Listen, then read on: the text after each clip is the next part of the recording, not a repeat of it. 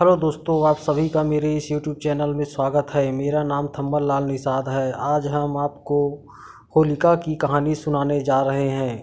आप जानते हैं कि हमारे भारतवर्ष में होली का त्यौहार बहुत ही धूमधाम से मनाया जाता है।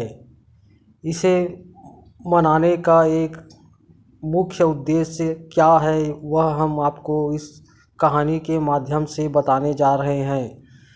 इस कहानी के माध्यम से हम आपको बताएंगे कि होली कौन थी, होली किस लिए मनाया जाता है।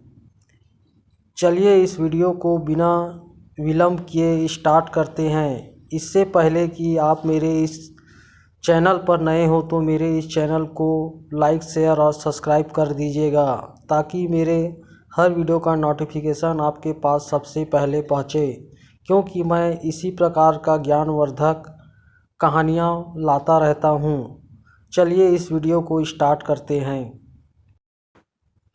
हेलो दोस्तों, सतयुग में महर्षि कश्यप की कई पत्नियाँ थीं, जिनमें से एक दिति भी थी। दिति के गर्भ से ही जन्मे बच्चों को दैत्यों की संज्ञा दी गई थी। उसकी कोख में मुख्यतः 2 बालक व एक बालिका का जन्म हुआ था, जिनके नाम हिरण्यकश्यप, हिरण्याक्ष व होलिका था। इनमें सबसे बड़ा हिरण्यकश्यप था। इन दोनों दैत्यों का वध भगवान विष्णु को अलग अलग अवतार लेकर करना पड़ा था, जिनमें से हिरण्याक्ष दैत्य का वध भगवान विष्णु ने वाराह अवतार ने, तो हिरण्यकश्यप दैत्य का वध नरसिंह अवतार ने किया था। होलिका ने भगवान ब्रह्मा की कठिन तपस्या की थी और उनसे एक विशिष्ट वरदान प्राप्त किया था। दरअसल होलिका को भगवान ब्रह्मा से यह वरदान प्राप्त था कि कोई भी अग्नि उसे कभी जला नहीं पाएगी। इसी के साथ ब्रह्मा ने कहा भी था कि यह वरदान तभी प्रभावी होगा जब वह इसे स्वयं की रक्षा करने या दूसरों की भलाई करने के उद्देश्य से उपयोग में लाएगी। इस वरदान को पाकर होलिका बहुत खुश हो गई थी।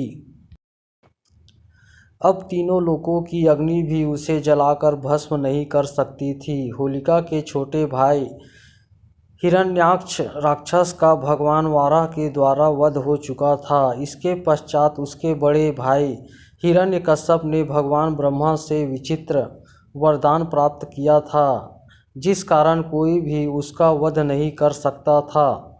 उसने तीनों लोकों पर आधिपत्य स्थापित कर लिया था तथा विष्णु को नकार दिया था।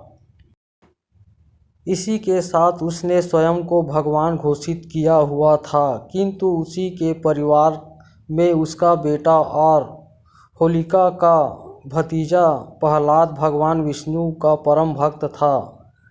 सभी उसके इस व्यवहार से बहुत दुखी रहते थे। हिरण्यकश्यप ने कई बार प्रहलाद का वध करने का प्रयास किया, किंतु हर बार भगवान विष्णु के द्वारा उसके प्राणों की रक्षा कर ली जाती थी। एक दिन हिरण्यकश्यप इसी चिंता में डूबा हुआ था, तभी होलिका को एक विचार आया। वह अपने भाई के पास गई और उसके सामने प्रस्ताव रखा कि यदि वह प्रहलाद को अपनी गोदी में बिठाकर अग्नि में बैठ जाए तो, अर्थात सैनिकों की सहायता से एक बड़ी जगह पर चिता जलाई जाए और उस अग्नि में होलिका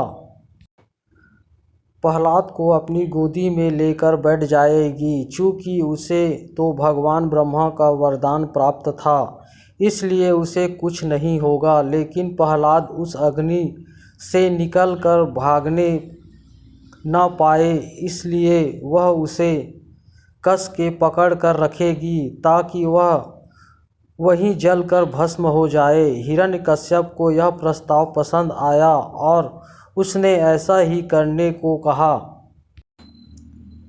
इसके बाद हिरण्यकश्यप ने अपने सैनिकों को यही आदेश दिया।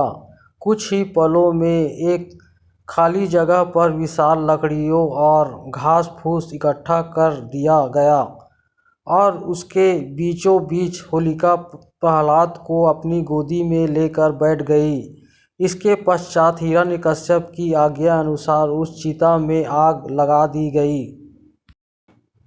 आग लगते ही प्रहलाद हमेशा की तरह विष्णु विष्णु का नाम जपने लगा। जैसे जैसे अग्नि की आँच उन तक पहुँचने लगी वैसे वैसे होलिका को उसकी तपन महसूस होने लगी। वह आश्चर्यचकित थी, क्योंकि इससे पहले अग्नि ने उसे कभी ऐसा अनुभव नहीं करवाया था। अब अग्नि उन तक पहुँच चुकी थी और होलिका का शरीर उस अग्नि में जलने लगा था। वही प्रहलाद निश्चित होकर बैठा था और विष्णु विष्णु जपते जा रहा था।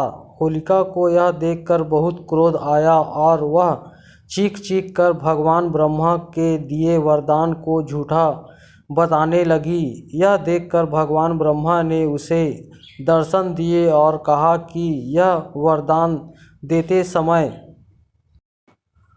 उन्होंने उससे कहा था कि यह तभी प्रभावी होगा जब वह इसे स्वयं की रक्षा करने या दूसरों की भलाई के लिए प्रयोग में लाएगी। यदि वह इस वरदान का दुरुपयोग करेगी तो यह स्वतः ही निष्प्रभावी हो जाएगा।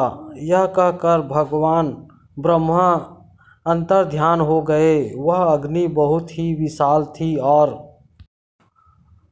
होलिका चाहकर भी उस अग्नि से निकल नहीं सकती थी। प्रहलाद की रक्षा तो स्वयं नारायण कर रहे थे, इसलिए उसे कुछ नहीं हो रहा था। बाहर खड़े सभी सैनिक और हिरण्यकश्यप होलिका की चित्कार सुन सकते थे, लेकिन सभी असहाय थे।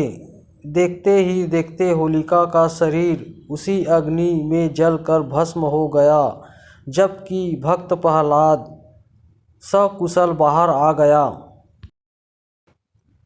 हेलो दोस्तों, आपको यह भक्त प्रहलाद और होलिका की कहानी कैसे लगी मुझे कमेंट करके बताइएगा। अगर आप मेरे इस चैनल पर नए हो तो मेरे इस चैनल को लाइक, शेयर और सब्सक्राइब कर दीजिएगा और बगल का बेल आइकन ऑल पर सेलेक्ट कर दीजिएगा, क्योंकि मैं इसी प्रकार का ज्ञानवर्धक कहानियाँ लाता रहता हूँ। इस वीडियो को ध्यान से सुनने के लिए आप सभी का धन्यवाद।